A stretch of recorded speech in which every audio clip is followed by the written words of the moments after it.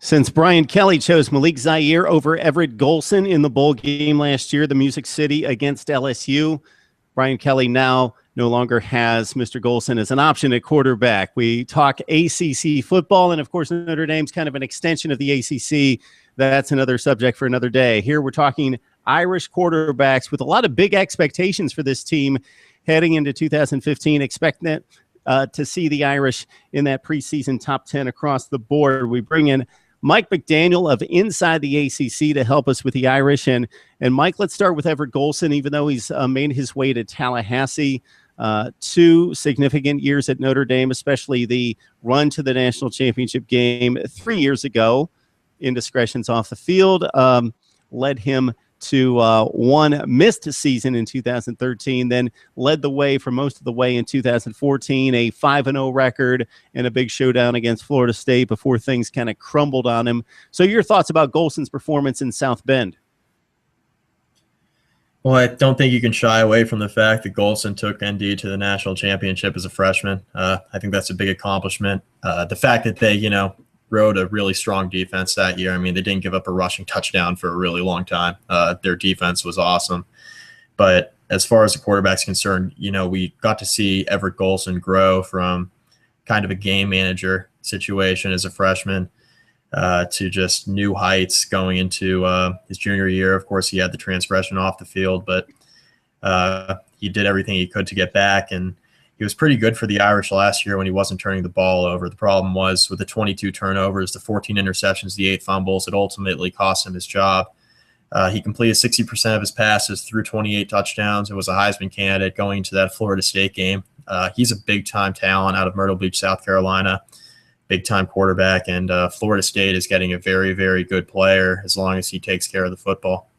Yeah, it seems a bit odd that if you go back to the freshman season, he threw 6 interceptions, hung on to the football. I don't know the fumble count, but it was nothing close to what it was this past fall. So he was the perfect game manager and kind of grew into the position and made more plays down the stretch than he did earlier with the great defense, as you allude to, and was able to play that game manager as a freshman. And then it's kind of strange that 2 years later, he starts throwing the football all over the place and becoming kind of loose with the football. I was most impressed with Everett Golson recently, first against Florida State, because basically he threw the game-winning touchdown pass, aside from an official's ruling that we could argue was probably the correct ruling, but still threw what would have been the game winner. And then also in the bowl game against LSU, on that last drive in particular, he was put into a tough situation, into a game in which he didn't play much, thrown into 2 or 3 series on the last drive. I remember him throwing laser beams for 2 or 3 third and fourth down and long conversions to keep that drive alive and to set it up for Zaire. So that leads us right into Malik Zaire. The keys are handed to him, 12 of 15 against LSU. That's when most of the nation saw him play.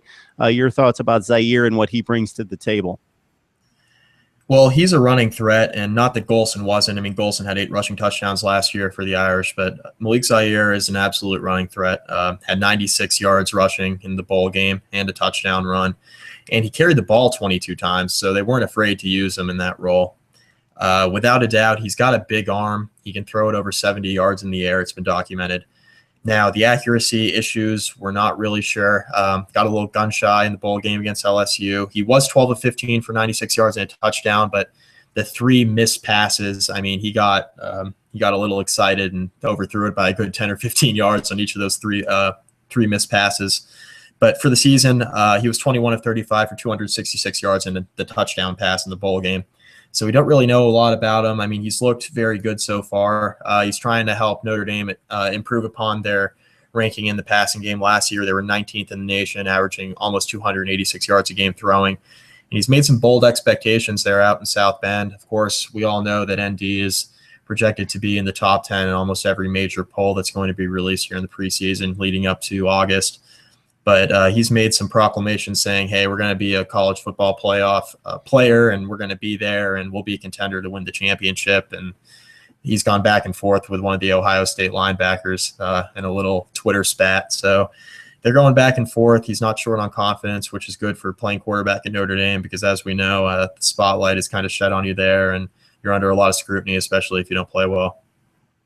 We know Brian Kelly's recruited well. We know that they finished well. I guess you can isolate the bowl game. They obviously finished poorly in the regular season, but beat a big favorite in LSU in the bowl game. Just my thoughts here, Mike, and you can jump on this. I'm wondering where all the hope is. I know the recruiting classes have been good, but you lose your starting quarterback. You go with a running threat who hasn't shown much in the air, and just your thoughts about why the hype around Notre Dame being a top 10 team. Well, I mean, looking at the passing game for Malik Zaire, I understand he was 12 of 15. You can say, okay, yeah, he was accurate. So why are you questioning his accuracy issues? Well, he only threw it for 96 yards. So he wasn't making a lot of deep throws down the sideline or anything like that. We don't really know what we have there in Malik Zaire. Is he going to be that kind of guy that can put it 45 yards down the field like Golson did at times and put it right on the money? I mean, is he going to be that guy that's going to be accurate time and time again, especially with those deep throws? Now in South Bend, the optimism's there for another big-time defense, another top 10 ranked defense like they had a couple of years ago when they went to a national championship. That's kind of what they hung their hat on, was their defense and the game management by Golson.